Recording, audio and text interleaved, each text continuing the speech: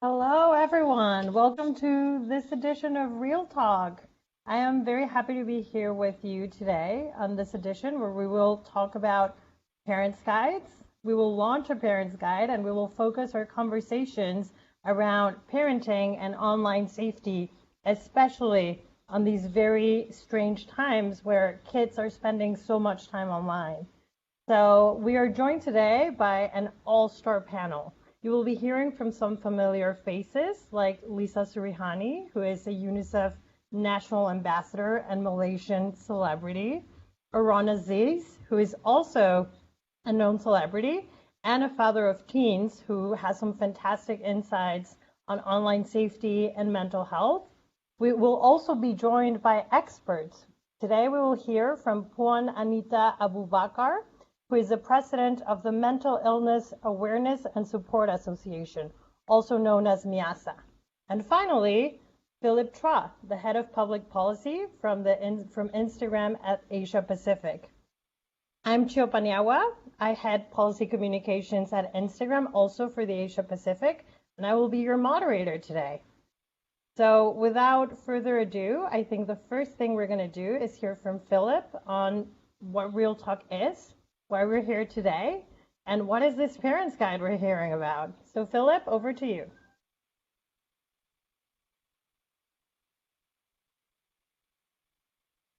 Thank you very much, Shio, for that great introduction. And thank you, everyone, for joining us this morning. My name is Philip Chua, and I head public policy for Instagram in the Asia Pacific. We see people come to Instagram every day to be closer and to connect with the people and things that they love. And throughout all this, my team and other teams at Instagram are committed to making them feel safe and supported as they use Instagram. Next slide, please.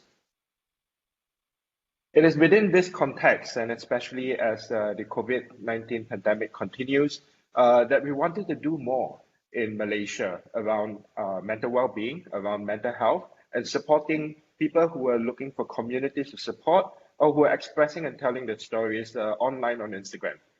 In October last year, around World Mental Health Day, we launched RealTalk in Malaysia for the first time, together with all the partners that you've seen here. And our goal throughout all this was twofold. Firstly, we felt that there was even greater attention from people in Malaysia towards mental health as a topic. Many people in Malaysia were also going through personal experiences that were arguably exacerbated with the pressures that they were going through as a result of the pandemic. But more importantly, I think we were seeing many strong voices on Instagram who were already driving the conversation, who were already gathering communities of support around them. And we wanted to make sure that we were amplifying this conversation and giving them a strong platform to build that sense of community and support in Malaysia. Together with all these partners listed here, their work has continued. And I think, I wanted to especially call out Miasa, who has grown from strength to strength to be a real anchor of support around mental health in Malaysia, but also others like Hafiz, who are also known as Slurpee Crank, who today continues on an almost daily basis to engage with the community just to have open and candid conversations about what they are feeling. Throughout Real Talk, I think we've received two very important sources of validation from Malaysian users on Instagram. First, and this doesn't just apply to young people, but I think it applies to all Malaysians. There is definitely great interest and great activity. Many people want to participate in conversations around this. They want to destigmatize mental health and well-being. And they also want to get a sense that there are others out there in Malaysia who are going through similar situations, hear and be inspired by others who have lived through such experiences, and together find support. But more importantly, I think we also saw validation that it isn't just about conversations online that we need to promote, especially now with pandemic and more people staying at home. We are hearing, especially from young people in Malaysia, that they also wanted to have conversations with their close ones, not just their friends, but their family, adult and influential figures in their life, and have that frank and candid conversation about what they were going through, and together build a stronger relationship and bond. Next slide.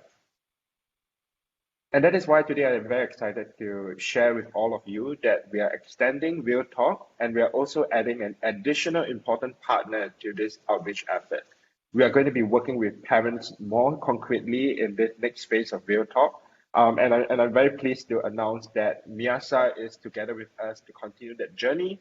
But we also brought on, and you'll be hearing from Then later during the panel, we have brought on Lisa and Aaron, as well as Positive Parenting, a community group that is extremely strong and active on Facebook.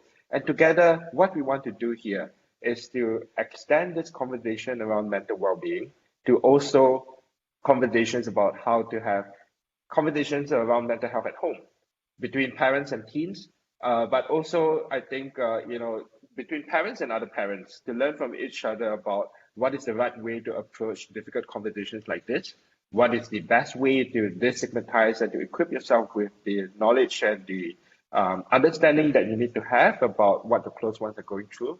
And I think more broadly, keep pushing that ultimate goal of destigmatizing conversations here. We want to make sure that people are safe and supported on Instagram. That also extends to people feeling safe and supported, dealing with their experiences offline in the real world. Next slide.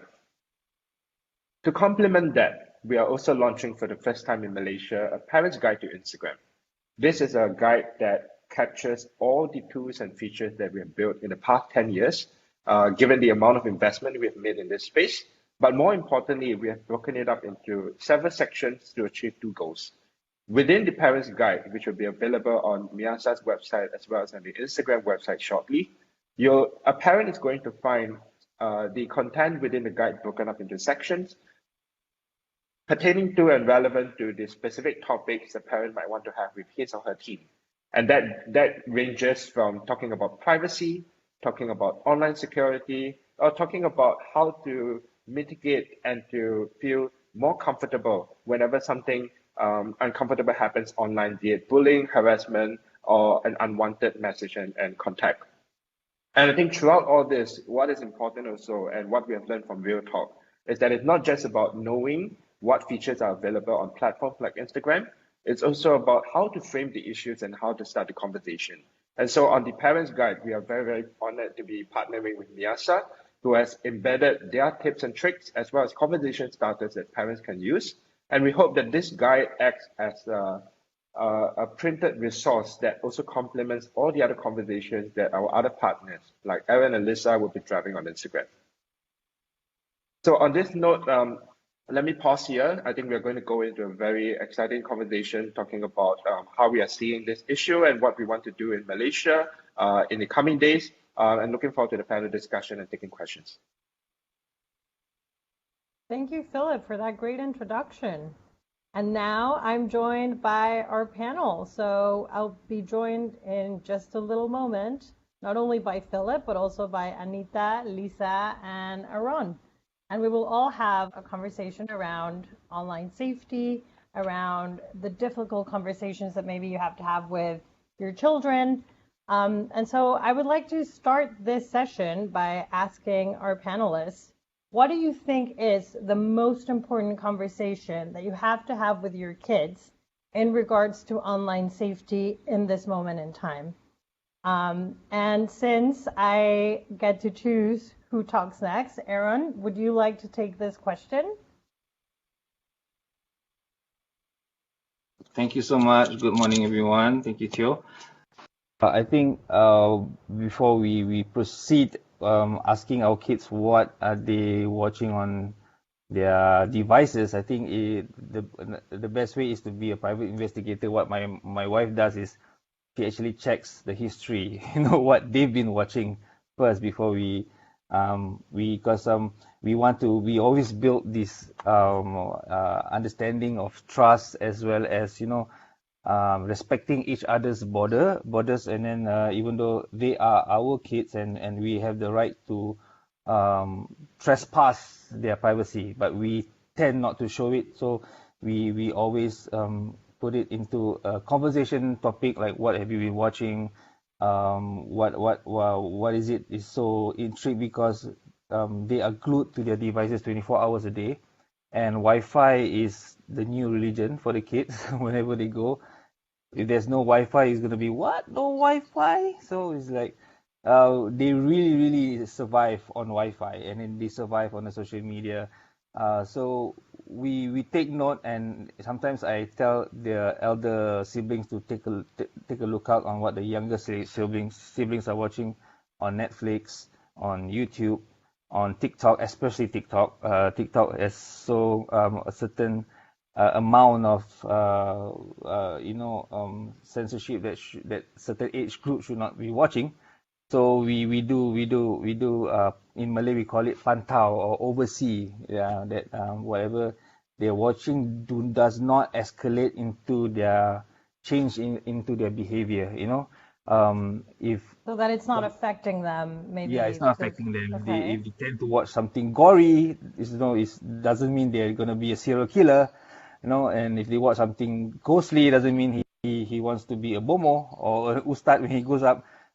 It's something that's of an interest. We will take it with a pinch of salt. But then if it gets too carried away, and then we might to have put a full stop to it. Yeah, I'm hearing two things that are important from you. I'm hearing interest and curiosity about what your children are watching, but also the importance of boundaries and maybe of even controlling how much time they spend online. And those obviously are two things that are very important for us at Facebook and Insta. And I think you're spot on it being a very important conversation to have at this time when we're all online. Lisa, I'm wondering if you have something to add to this. What do you think? I know your kids are a little younger, but what do you think is the most important conversation that you should have with your children around online safety right now? Well, thank goodness for this dialogue, isn't it? Like as a parent of two beautiful children, my children are 5 and 3, which means that in this current time, they don't actually have any social media accounts, but they are exposed to the usage of gadgets, for reasons like learning apps or games, online streaming, although I try my very best to sort of like to oversee in the coolest way manner, because in the coolest way possible, because you don't want to be like too helicopter mom with your children, or rather it's really me, like I would like for my children to be able to, how do I say, sort of experience figuring things out on their own as well, whilst at the same time obviously not allowing for them to walk into a lion's den. But these kind of events like today, the dialogue that we're having today, the real talk that we're having today, is exactly what I need as a parent to help guide me as to what is the blueprint. How do I engage in having conversations with my children in order for them to be informed? Because being informed is ultimately important for them to understand, like what to look out for, what to realize, what is okay and what's not okay. So at the moment, for my children, it would be the whole, it's more of the time management. Yeah. So they can sort of like, like even if it's just learning apps, the fact that it's screen time, I give them a window of a time, a day only, and no more. That's great. Yeah. So at the moment now, it's that, so I try to get them to appreciate,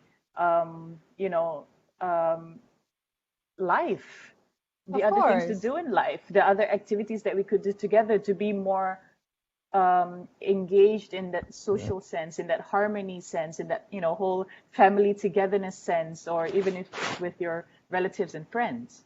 I think this is a great foundation that you're setting, because as they get older and they join social media, it's important to set a relationship with your social media that has boundaries, where you enjoy it, but where you don't spend your entire day in it. Right. Great. Thank you for this, Lisa. Anita, I'm sure that you have some expert opinions. We've already touched on a few things that I'm sure you're going to have some feedback on, like keeping kids from having negative experiences with the content that they're consuming online, limiting screen time. So I would love to hear from you. What do you think is the most important conversation that parents should be having with their kids around online safety during these very strange times? Thank you very much, Shil. Thank you very much, Philip, for the shout out for Miasa. Appreciate that.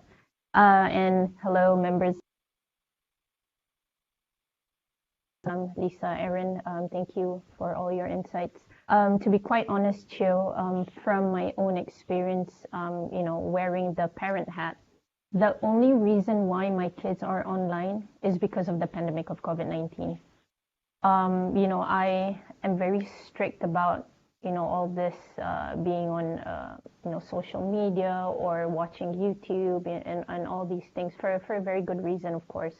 So what I have learned throughout this pandemic of them having to use these, either for their online classes or, a specific app, for example, or even going to YouTube for learning purposes, we really need to create that positive experience for them. What I've done is every day during break and lunch, they will have to have the discussion with me on what they've surfed on the internet. And usually what happens is it will be both positive and negative. So they will share on what are the things that they found harmful or weird in that sense, and trying to ask me questions so that they can better understand what's going on. So I can give a very good example. So they asked me yesterday about one of their friends wearing inappropriate clothing in their opinion. So they said, "Mommy, why do people take selfies and wear inappropriate clothing?" As an example, right? Or watching YouTube videos that they thought used vulgar words or languages. So we try as much as possible to have these conversations. So what is most important is for us as parents, when kids surf the net, when they're out there doing their online classes for all these learning experiences, we have to have open conversations, have them involved, making them feel heard without judgment so that they feel safe and they're comfortable to talk to us about it. Because when I talk to my kids a lot, I ask them, I said, why do you think some kids don't open up to their parents? And typically what they will tell me is kids don't feel comfortable. They don't feel safe. They don't feel heard. They feel judged. So I think these are some of the key words that us as parents, we really need to be mindful of. So kids want to be heard. They want to feel validated. They want to know that whatever that they're going through or what they see on the internet, whatever that it might be, that it's okay to talk about it. And it's more of managing that curiosity so that, it is safe and they feel okay to talk about it, to talk to us about it, and to build that trust as well. So this is what, we've been saying. So honest sharing and having open conversations, very important, Chill. I think what you're saying is very valuable. I think being able to have a safe space with your parents where you can talk with openness and with curiosity about things that you are seeing is a gift, especially now where you can be faced with things that if we weren't spending as much time online, maybe you wouldn't be seeing. Right. And being able to go to your parents and ask if what's okay, where the limit is, to tell them how you're feeling, and just to be seen and heard, sometimes I think goes a really long way. Right. Because kids are stressed. You do online classes like my kids. You go to international school, your class finish at 3:00, so you want them to have that positive experience of not just online learning, but able to watch YouTube and not feeling, scared or uncomfortable. And then when you find content that you're not sure of, you want them to be open and honest about it so that we can have a mutual, conversation, understanding, and they can understand and learn more in that sense. And they know what's harmful. So, developing digital literacy is really crucial. I agree with you. Digital literacy, not only for kids, but especially for parents, is going to be not only very important in this moment, but moving forward, because there are things that we will keep even after we finish going through this pandemic. Thank you, Anita. I think this gives us a really good segue to you, Philip. And the question I have for you is, as an expert and in your role at Instagram, what do you think are some of the biggest mental well-being challenges affecting teens today? And what are some of the most common barriers that teens are facing in seeking support and help for those challenges? Yeah, no, I think that's a great question, Chio, and I think it's it gives me an opportunity also to maybe build on what Aaron, Lisa, and Elita have shared. I think today when we look at Instagram and we look at the challenges to well-being that young people are facing, some of it feels like it's expected, and some of it I think are especially tailored to the way the online experience is. And in that I mean, for example, bullying and harassment. That's something that happens in real life and happens in schools. Of course, it happens online to varying effects. And I think also with online lives and with the fact that young people are finding their way to realizing who they are and growing as a person, there's inevitably, I think, a lot of social comparison, a lot of, how can I be like that? Why is someone's life more perfect than mine? And hence, I think that to kind of like build on Anita's point, it adds to the existing pressure that they're all facing. I think there are a couple of things here that I wanted to kind of like quickly speak to. I think to build on all our panelists and what they've been saying about that honest and candid dialogue. A lot of this isn't about only speaking to your child when things are bad. And I think it's part of building that space of comfort is really an ongoing, continuous conversation, which is why I really just respect the way Anita has been looking at this. If you're talking every day about good and bad, when things are really, really bad, for example, and God forbid it ever gets that direction, there is a basis there of trust for people for teens to reach out to the parents and vice versa. But I think the other thing that I would speak to here also then is that we're all young ones. Maybe we all still young. We all are still young. We're still young. Young at heart, young at heart at least. And I think when your child or your teen comes to you and say that they're feeling this and that. That's not to say that we have all had the same experience as them, but I think we have a common basis of understanding, or at least a way of articulating how we personally dealt with something similar that becomes very important. And that's why when we look at a parent's guide to Instagram, it isn't just about, the step-by-step features that we have built within the guide for a parent to know. Nor is it just about, here are the ways you can start a conversation as a parent. I think another energy we want to tap on is that this also gives a vehicle for a young person to start a conversation with a parent.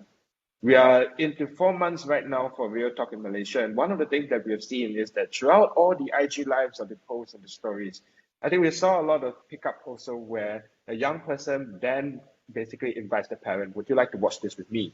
I think there's quite a lot of conversation and topics that were touched there that could help you understand what I'm going through, but also maybe we can talk a little bit about this. And I would suggest also that, for parents and for young people alike, use the maximum amount of opportunities you can to deal with this topic of well-being. I agree with you completely, Philip. I think that the work that everyone in this panel is doing to normalize these very difficult conversations and to create safe spaces for their children, and even for other parents that are watching us right now or that will see this in the press, is very valuable for everyone involved and will make a good change in the world, possibly. And I think this is a good segue to go back to you, Aaron, because I know you have teenagers, and I know that obviously you have conversations with them around what they watch online. But I'm interested to hear from you. How are you creating spaces for your children to feel safe to express themselves when it comes to their mental well-being and to maybe the stigma that still exists around it? Aaron, I think you're muted. Okay, okay, thank you, Chio. I think when it comes to mental health, especially, it's a very, I can call it a unique illness because there are no symptoms that you can actually get warnings from, like there are no back aches or stomach aches or fever that comes with it that you will probably give you heads up that something is wrong. And probably by the time that something is wrong, it might be too late for you to actually do something about it. So you need to be able to constantly talk to your children. And from there you will able to see that is there any change, any difference in terms of thoughts, in terms of ideas, in terms of perspective about things, of what is happening around the world in the region. Especially like what Anita said during the lockdown, the usage of the devices is like way, sometimes up to 8 to 10 hours a day. And we do give them restrictions of timing, when to use and when not to use. We Some parents might use this opportunity of, okay, go get onto YouTube or get onto your iPad or get onto your phones as a medium to actually give me some space. For certain parents, you just want some space by yourself, and you're taking advantage of, without realizing the dangers of, getting your child so glued onto their devices, just because you want to have some private time alone. And when that constantly happens again and again and again, you will end up seeing that, hey, I have not been interacting with my kid as much as I was, and then Of during this course, even though lockdown, we're all in the lockdown in the same house all day, yeah. every day. So during the lockdown, we spend more time actually, with the kids, in terms of taking their time off their gadgets, and playing physical games, playing Monopoly, Scrabble, and from here you can actually see how they develop in terms of the thinking, in terms of the words that they use, the strategy that they make in to win the games, or how do they handle themselves if they lose or win, and have they been comparing themselves to other things that they've seen online, like why is it, can we have this, when will we go there, and do you think I can have this? So we try to get it across to them that, everybody differs. Everything Yeah. is not the same. What you be getting is not the same what your best friend might be getting. So to each on his own. I mean, if there's a saying to it. So we have to be really be careful in terms of spotting the minor changes that you might miss if you tend to use your children's device as a tool just for yourself to get some space on your own. I So mean, it might not that's be such a a hard positive result. balance, though, because as a parent, you also need to look out for your own mental well-being, your Yeah, own true. mental space. So I'm curious, how do you balance that? Like, how do you balance looking out for your kids and at the same time looking out for yourself? Um, um, I guess for me, I mean, this is on my opinion. As long as I know my kids are all right, the chances of me getting into a meltdown won't be there.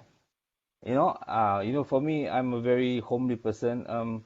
If even if like I come home, I see a scratch on my child's feet or on my child's face, I will wonder, like, what was she doing at the point in time? Wasn't any why isn't there anybody supervising her during that when the thing occurred? I should have done something more. Should I have gotten a second maid in, to assist not only with the household but also watching over them.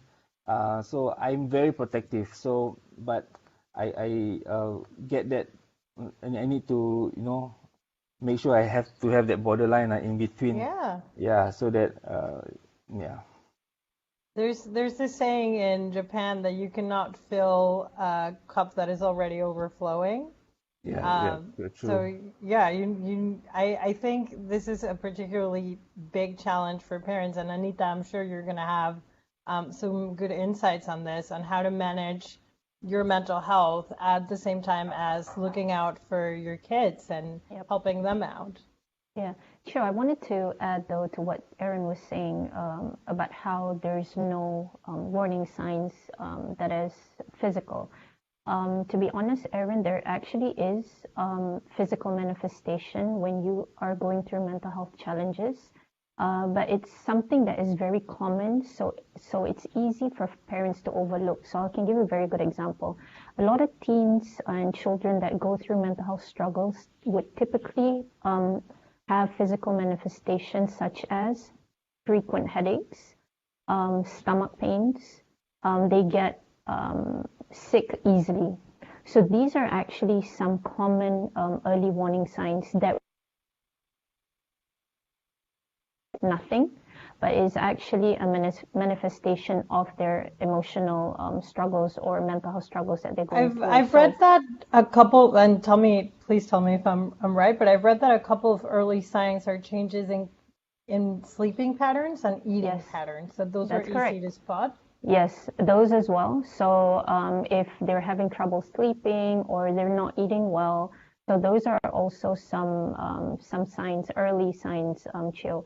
But one of the things that I wanted to highlight here is, Jay Shetty, he has mentioned this once, but we've done a little bit of research on this where there's a study actually, Chill and everyone, by Harvard, where they found out that our emotional vocabulary is actually very limited.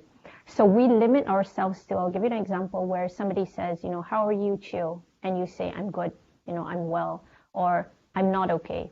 Yeah. We don't necessarily have that elaborate, vocabulary to express how we're feeling. For example, there's so many other words. I feel frustrated, agitated, irritated, annoyed. Yeah. I don't feel validated, but There's no range. to broaden this vocabulary and teach our kids as well so that they can identify and name these emotions, right? And this is how we're going to be able to help them to process these emotions that they're having. So this is actually the first step towards helping teens, our children or teens in their mental health struggles, is naming and identifying these emotions. So we really need to widen our vocabulary, not only on our emotional vocab, but also on our mental health vocabulary. Because if not, Chill, we are going to continuously using clinical terms and reinforcing stigma. So, for example, using the word depressed loosely. When you're very sad, yeah. Yeah, or using the word OCD very loosely, right? Yeah, well, all you need is a little organization. Yeah, exactly. If you don't get the treatment and help early, it can be a debilitating condition, right? So these are some of the ourselves, and of course, if we have the knowledge to kind of spread it across, increasing our own mental health literacy, seeking knowledge, because if not, we will continue to, reinforce stigma and stigmatize, people with the condition. Yep. Of course. Thank you, Anita. I think this gives us a segue to you, Lisa, because I know that you're a mental health advocate, and I know that for you, keeping your mental health in a good state is very important. So I would love to hear from you. How are some ways that you strike a balance between looking after your kids and looking after yourself? Wow. I'll try my very best to sum this up in a nutshell, Chill. I've been very fortunate. I've been very lucky. I am truly, truly grateful and blessed to have adorable and cheeky children. To be honest, they are kind of part of my management of dealing with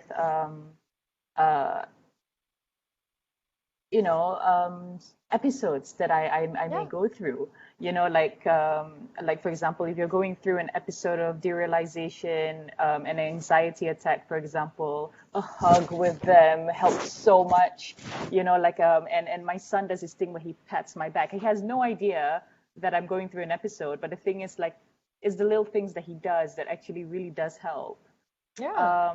If I may, Chill, if I may share, having this conversation has made me realize some certain things, and it struck a few chords in my heart about, how it's like a sort of like a wake up call for me as a parent, that there are things that we ourselves need to learn and unlearn as well, with regards to having conversations with our children, no matter the age, because of the fact that we are now parents of the digital age. What Anita was sharing earlier, and what Philip was saying as well about having, open conversations, honest sharing, and I'm so motivated and inspired by it. Whilst at the same time, I can't help but to be governed and overwhelmed by a certain sense of fear, because of my upbringing, my understanding of what life is, or what is this and what is that, what's okay, So what's not. what are you afraid of? Like, for example, you want to have conversations that allow for their brains to grow, for their emotions, for their empathy and their mindfulness as well to grow, without having a certain like sort of judgment towards anything else. Like, for example, growing up, for example, I would have my mom tell me, like, oh, wearing that is inappropriate, for example. Like, what, wearing this really short skirt is really inappropriate, for example. And I just take it as it is, right? But these days, like, how do I go about with the conversation when kids these days, especially, they will go the extra mile by asking, but why? Yeah, they will challenge you. Yeah, you know what I mean, Anita and Yeah. Chio? And you kind of don't want to sound like a like one-track mind kind of parent. You want to be able to have open conversations, and this is something that, as a parent, that's making me realize how important this is. It's like, okay, so connecting back to our main topic. I think for me, it's so important for me to learn, to understand better, to be better informed, to be guided, like, to a certain degree. Like, even as a parent, I can't act in silo. I have to realize that it's okay for me to reach out and figure ways from other people, from other how do I say, from other sectors, NGOs, and like the likes of all of you, on how to speak on these issues. What is the message direction that would be helpful and yet not dismissive? So the part where being dismissive is the part where I'm sort of like, wow, how, like, this is important. I don't want to sound like, like, just don't watch that. It's just bad for you, for example. Yeah, You know what I mean? And then of it's sort of course. like Then you cut you're the dismissing. conversation. Yeah, there's no more. Yeah. Right. So we as parents would kind of need to sort of figure this out as well, right? Yep. Yeah. So I need to realize my capacity of knowledge on this issue. I You think know? that's a huge step, honestly, acknowledging that there are things that maybe you don't know and that you need to learn or that you need to do different.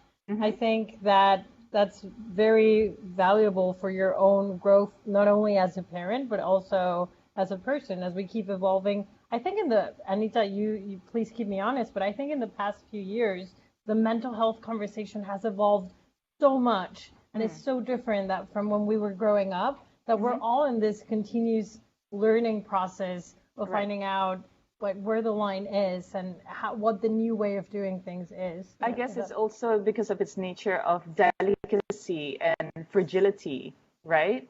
Like, it's certain things are even sensitive to talk about even. So, how, wow, like, thank you so much. Like, I'm enlightened, and this is a very insightful conversation. Please continue on with your Yes. questions with the other panels. I mean, still I have so much think to learn.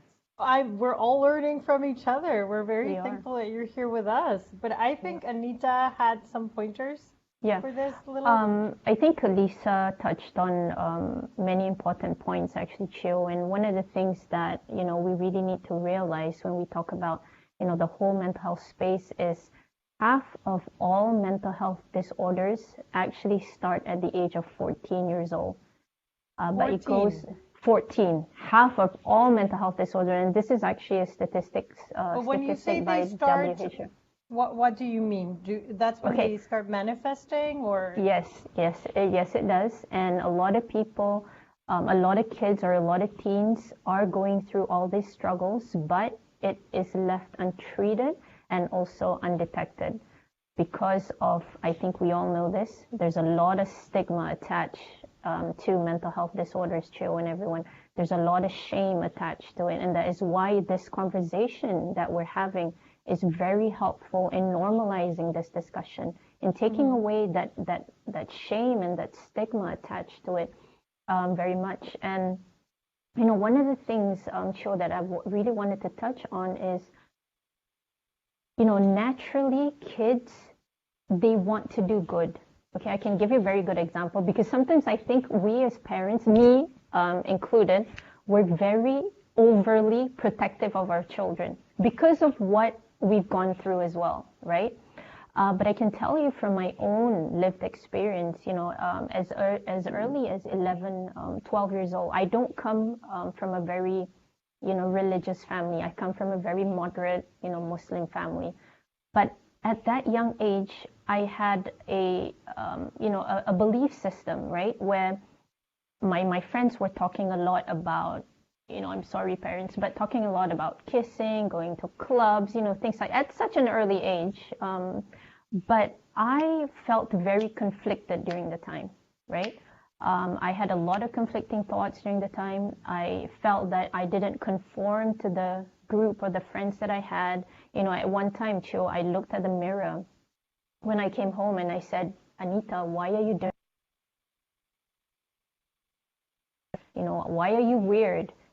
I had that kind of conversation with myself, Cho, and I think it's so important for parents to have these conversations with kids where, like I said, kids naturally want to do good. There are things that they don't understand when it's not in sync or in line with that belief system that they have. And again, I don't come from a religious or strict kind of parenting in that sense, upbringing.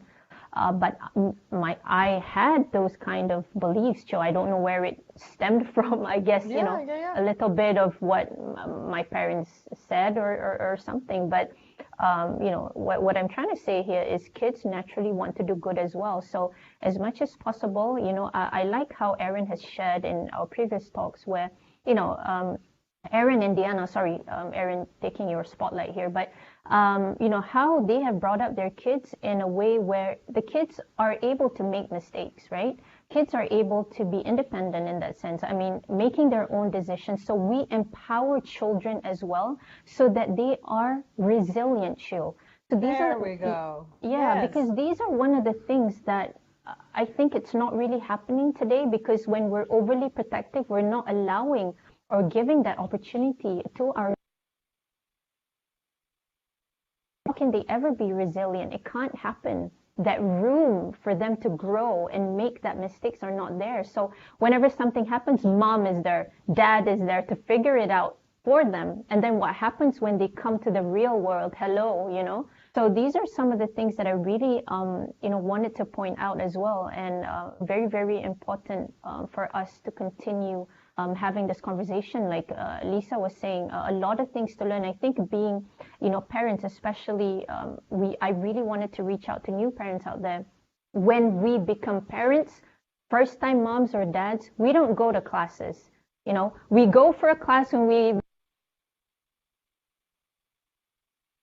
classes, we take that test and we pass, but not as parents. So that's why these kind of conversations, whatever information, sharing of knowledge that we can, grasp on, we have to, so that, we're able to provide and empower our kids to be, better individuals, yes, but also having a safer, better world for, the future generation and generations that follow. Yeah, I think this is great, and honestly, the work that you're doing in Miasa just is. I am a very big fan of what you're doing and how you're doing it, especially because of this, because you're giving people resources that they need and that we don't really necessarily know how to get or where to get them.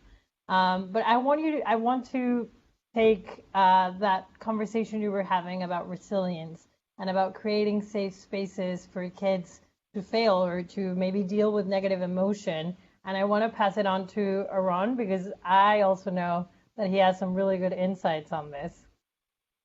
Yep. Aaron, I think you're muted. There we go. Yeah. I can hear you now. I have two teenage kids. One turning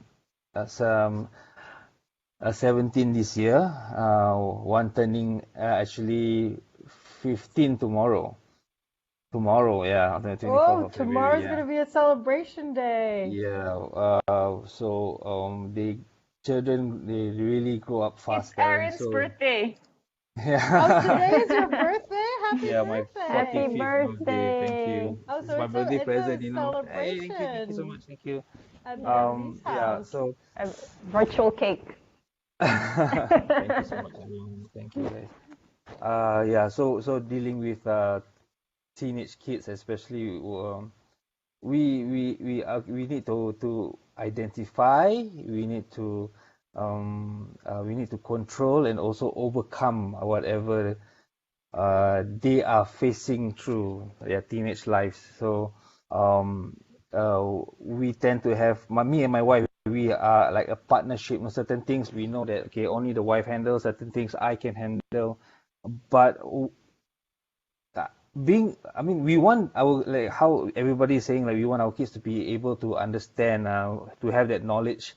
But sometimes to on our part, being having that knowledge, sometimes it might create a disadvantage, you know, because they might tap on they might tap on that certain thing and create themselves into thinking, yes, I do have this kind of sickness. But also we try to get across to them like simple negative thoughts doesn't mean you are, you know, there is a demon inside of you telling you to do Yeah. bad things. So it's very normal to have negative thoughts. It's very normal to have bad thoughts, you know. We get it across to tell our kids that it's very normal because it's all part of how our brain functions, you know. Um, Of course. It how our doesn't mean brain. there's something wrong with you. Correct, like what Anita said, they want to do good. They want to do good. Yes, every. I mean, yeah, kids they want to do good, of course, and then they trying to balance out the yin and the yang, you know. And then if we tell them straight to their face, okay, certain so and so and so depression, certain so anxiety, certain so is OCD. We do not want to put it across to them as so that they can self-diagnose Yeah. easily onto themselves and comparing it to their children, their classmates or schoolmates who are actually being stressed by their own parents. Yes, I'm feeling it too. You know, I'm so stressed. And then they will just put a tick, yes, under the column of yes, I am crazy. Yes, Of I am something wrong with me. You know, Yeah, I and think then there's a very important point that you're hitting here of the importance between balance of destigmatizing and normalizing these conversations, but not going overboard and self-diagnosing. Like the importance of experts and the importance correct, of keeping like a healthy outlook when you're correct. reading. It's the And same thing as parents when you read don't have. symptoms from the internet. Exactly, and I hope parents out there will not be ashamed or will not feel like don't have that sentiment like these are my kids. I'm the best to take care of them. I'm the best to teach them what they need to know. Don't have that inferior feeling that getting help for them shows there's a weakness in you and you are not being a good parent. It shows But sometimes when power you that you're seek asking for professional help. help, that is the act of being a good parent, you know, Yeah. because you admit to yourself you can't handle it. I cannot handle it. I don't know how to. So seek help for your kids. Do not pretend like, no, this is my kids. I know them better than anyone else. I love them. Everything I do will be for their own good. But sometimes it doesn't work that way.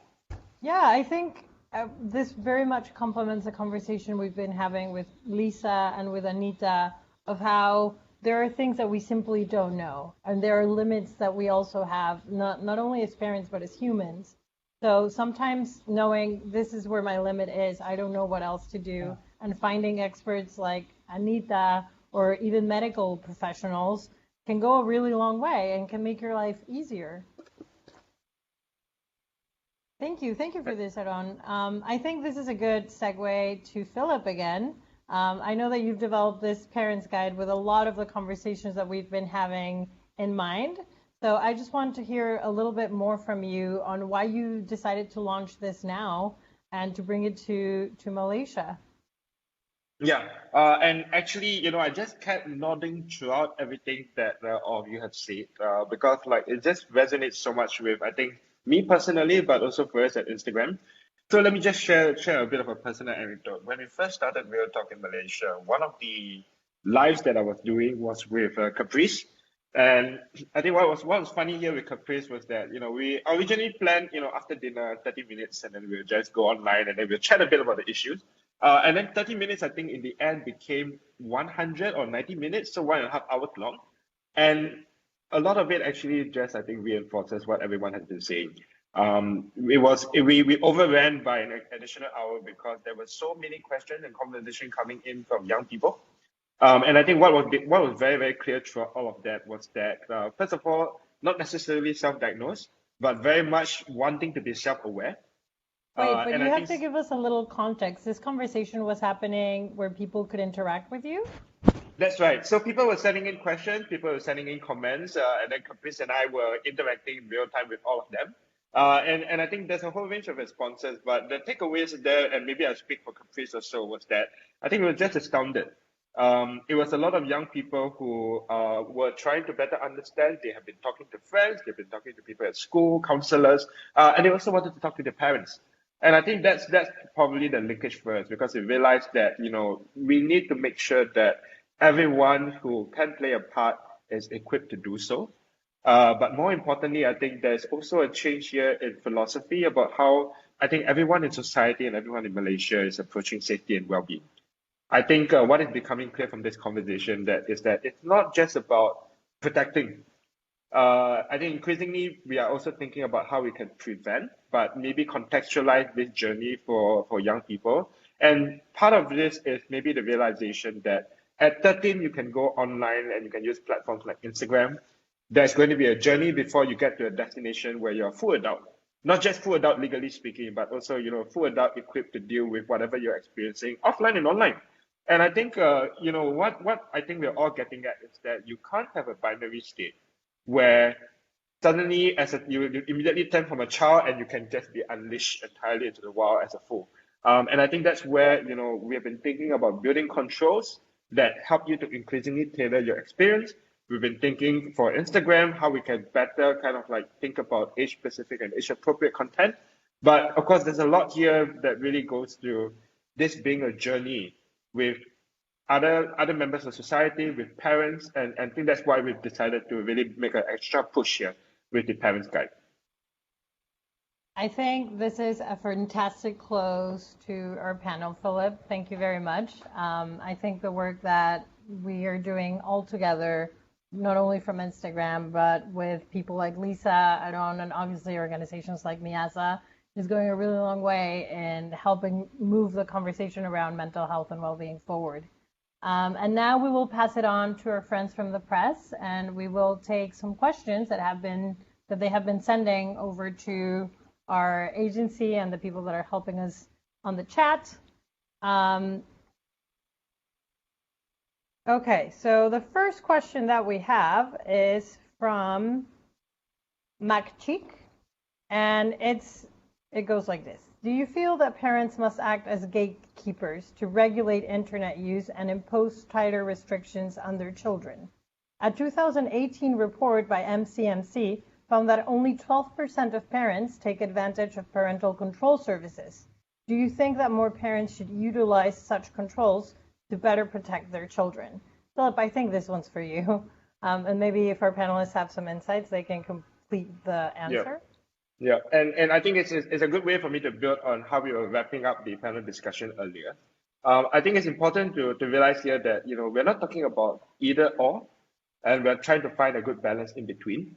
In the same way that, and I think our panelists have expressed, there's always a bit of anxiety here. There's a bit of concern about how best we can contextualize and frame it for our kids growing up. At the same time, I think what we've been learning is that we also need to be very respectful of the way kids need to find their way, and the way kids also have their own entitlement and rights here to privacy and the way they want to lead their lives. And so I think we definitely encourage people to, and the parents especially, to avail themselves more of controls, better understand the features that are available. But I think what we're trying to do here with the Parents Guide and also with the conversation starters is that if this is going to be top down, if this is going to be my way or the highway, I don't think that's going to work. I don't think that's sustainable, and I don't think that's going to be healthy. I think you want to always make sure that, as the parent understands and tries to guide what is the way forward for the family unit. Teens are also a very important part of the conversation, and how they want to grow and how they're guided to grow is also a very, very critical part of that. Great. Aaron, I think the next one will be perfect for you. This is a question from Parenthood, and it says, some parents use gadgets as a tool to babysit while they're working from home, just so that they can get some work done. What are your thoughts on this? And how can parents balance this out between getting things done for their boss and spending time with their kids? Yeah.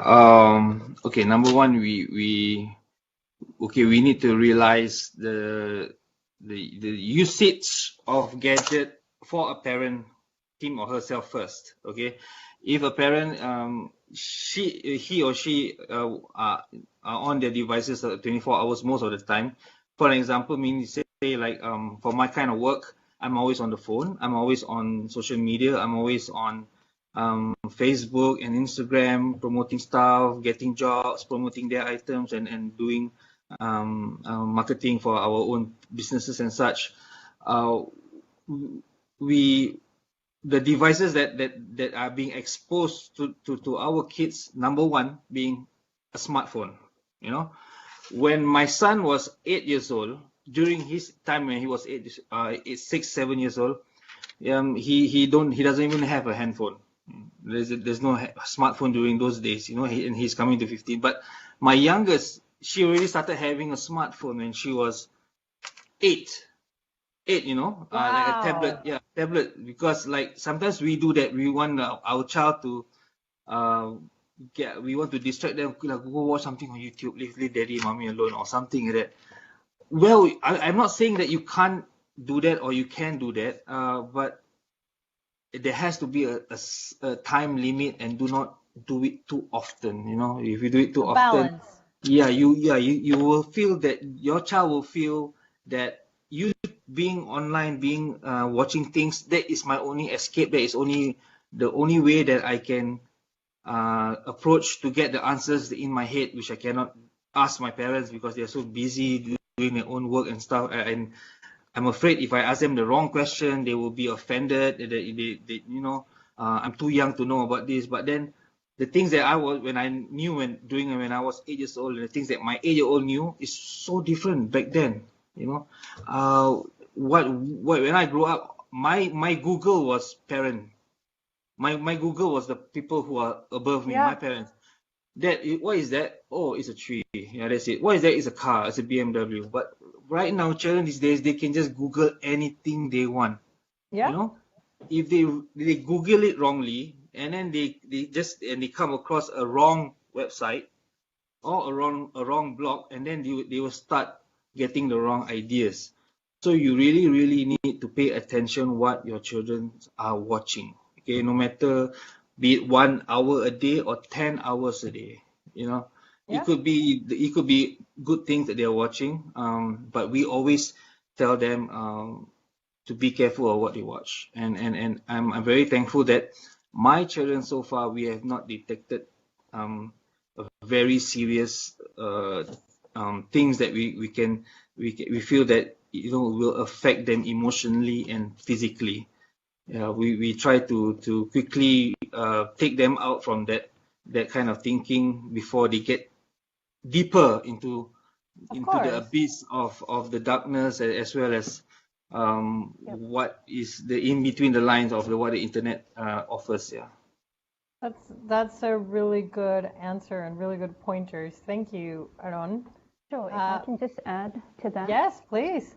Yeah, you see, the harm of it, is also because we don't want our kids to be comfortable with social interaction online more than they are with physical or face-to-face social interactions. You know what I mean? Because based on research and data, we are in the most connected era, really, but the most loneliest. Yeah. connections are very important. Why we're getting lonelier is because changes in modern society. We live in nuclear family units. Extended family live, far away, or friends live far away. And so we tend to rely a lot on YouTube, or having friends on Facebook, Instagram, we're on Twitter a lot. And this means that in actual fact, we feel less connected. And this is the truth, based on the research that has been done. When, kids and teens are online more, they actually feel more lonely. It creates a lot of anxiety and isolation that they're feeling. And of course, with the pandemic that is happening, it further exacerbates the situation. So we also don't want them to be online so much that, it could be they feel too comfortable interacting, online. But not offline. But not offline. And then it will also increase also some of the discussions that has been happening recently as well. Yeah, I think this is a good segue actually for you to answer the next question that we have. I think what I'm taking away from this conversation is the importance of balance, of having a balanced relationship with your devices, a balanced relationship with your social interactions, and obviously with your life offline. And Makchik is asking us, teens often head to social media for emotional support, community building, maintaining, and building upon relationships. Socializing online has changed. The definition of stranger has changed. Children consider online friendships as valid as real-life friendships. How do parents help children navigate the changing nature of friendships in the social media age? Yep.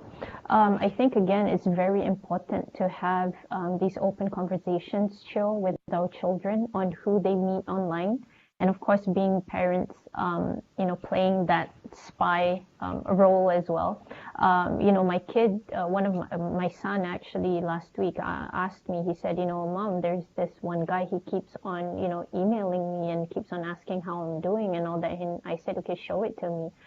So if our child feel that we're the safe space, that they trust us enough, that we will be able to have them, discuss things with us. We know who their friends are online and help them to do some, background research, really. And I think what is important is when our child, either have an Instagram account or Facebook account, always have it to a private setting. So it's easier for us to also filter out who they're friends with. And of course, for my kids, it's always family and closest friends. So we really know who they're talking to. But again, we also want their experience online being where they're able to reach out for other help. I'll give you a very good example, Cho, where a lot of teens that have reached out to Miasa is because they have Googled and found us either on Instagram or on Twitter. And they're as young as 13, even 10 years old, reaching out for help because of their mental health struggles. And a lot of times what we have found out that these teens and children that have been, that reach out to Miasa, they are already at the point where they're suicidal and, self-harming. So I feel that it could be used positively if we as parents know how to guide them enough.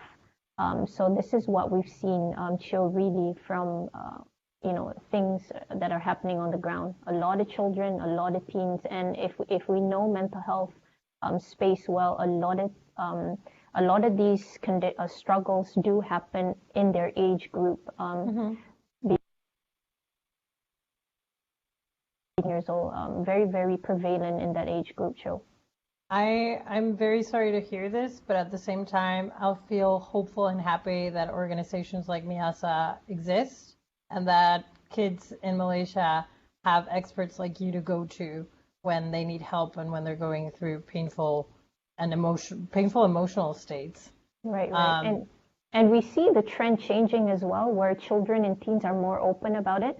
Every time when we go to universities before the pandemic, having physical, programs where, they're no longer afraid to raise their hand and say, I'm going through depression, or I'm going through overwhelming anxiety, or I feel suicidal, in a crowd of, 200 people. Yeah. Being open, talking about it, because they need help, and they realize their self-awareness is really high. Their knowledge on mental health is also there. Alhamdulillah. So we're very, very happy about that. So now it's just to the people that are in need. Of course. Well, thank you very much for your time today and for this answer. We have one last question for our friends in Makchik. And Lisa, I think this one's for you. So the question goes as follows. Recent studies have indicated that children would fare better when guided by parents in their digital device use and experiences, rather than restrictive responses imposed to perceived transgressions in tech use. Do you agree with this approach, or do you feel that it is better for negative impacts to be highlighted, rather than focusing on potential positive effects of age-appropriate tech use and experience? Lisa, Okay. I think you're muted. Yeah. There we go. Oopsie. Yeah. No. I will probably need Philip to support or to help me with the answer as well. Like to a certain degree, yeah, I agree with this approach. And as a parent, like how Philip and Anita, Aaron was saying about how this whole, in a holistic sense or total sense, helicopter parenting approach is not going to be healthy for the child. Like we can't keep dismissing and saying like, okay, for example, we can't sort of like diminish or burn the flame of their curiosity if they just want to learn something. Of course. In this pandemic, for example, obviously the kids are doing online school a lot. And so what I've been trying to do, what I've done is sort of like establish a certain routine, so that like it is similar to the timings of their school, because they're at home, and then they're like, okay, during this time, since you would be in school, but since you're not in school, then you're doing your schoolwork and etc. And then as and when I can, I pop in and then I check, how are you doing? Are you coping well? Blah blah blah. But then, after that, when it comes to spending time together, I also sort of kind of, Philip, if you have any comments on this, or even Anita, please, by all means. Like, I do also want them to see that sense of positivity of the internet realm. Like, so for example, like how, like my son goes like, what is a Venus flytrap? How does it work? How do they do it? How do they eat the insects and stuff like that, right? And I'm like, well, I try to describe it to him physically first, but then I'm like, oh, you know what? Let's find out together. Video. Yep. Yeah, let's find out together. Let's watch the video together and find out how. And I want them to see that, like it's an interesting avenue for you to be able to learn, to research things, and etc.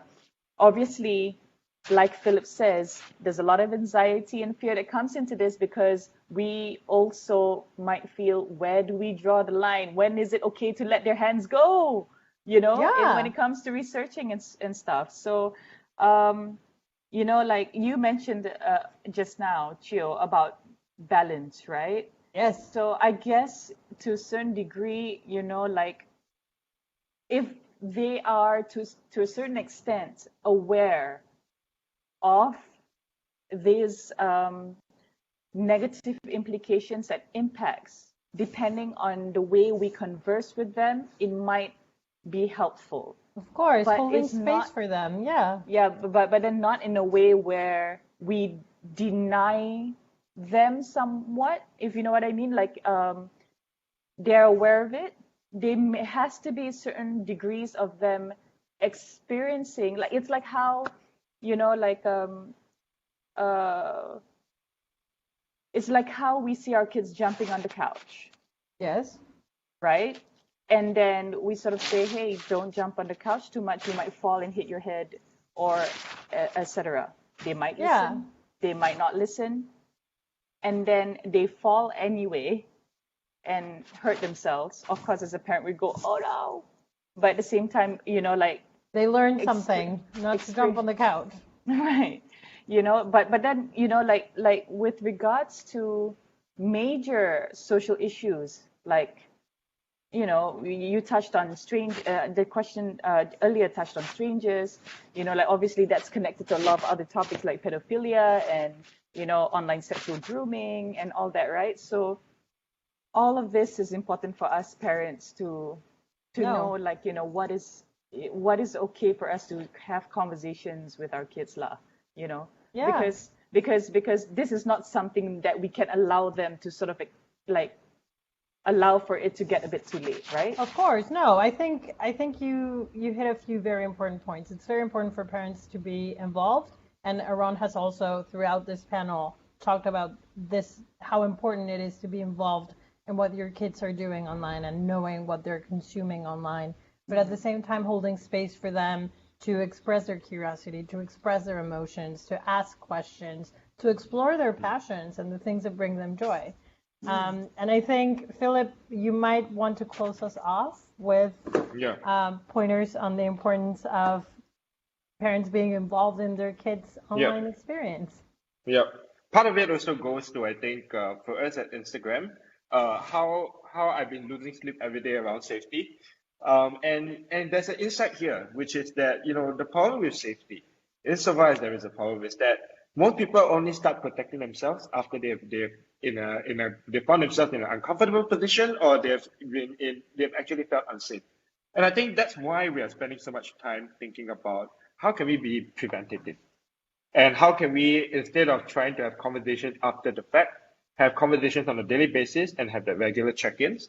Because you don't want to be in a space here where either the platform like Instagram or you as a parent, you have to come in to try to fix things. Far better, I think, to build that healthy understanding, create a bit of limitation and I think a bit of boundaries of where mistakes can be made and some impact can be suffered. But we don't ever want to be coming to any of this defensively or reactively. And I think that undergirds how we think about being proactive, how we've been trying to invest in building products and technology. But I think more importantly, that's why we are spending time together with this panel to really try to elevate this conversation. Because I think all of us have a sense of like, this is the way we would like to be as a parent and as to guide the conversation. I think there is plenty of support here that we can find from each other. Great. I think that's the end of our panel. First of all, thank you very much to all the people that participated, Anita, Lisa, Aaron, Philip. I think we had a fantastic conversation. I take away so many learnings and I enjoyed it very much. And thank you for the members of the press that joined us and that were here for this conversation and that sent us their questions. If you need anything from us, you know how to contact the press team if you have any further questions for any of our panelists. And thank you very much, everyone, for your time, and we hope to see you in the next one. Thank you. Thank you very Thank much, you. everyone.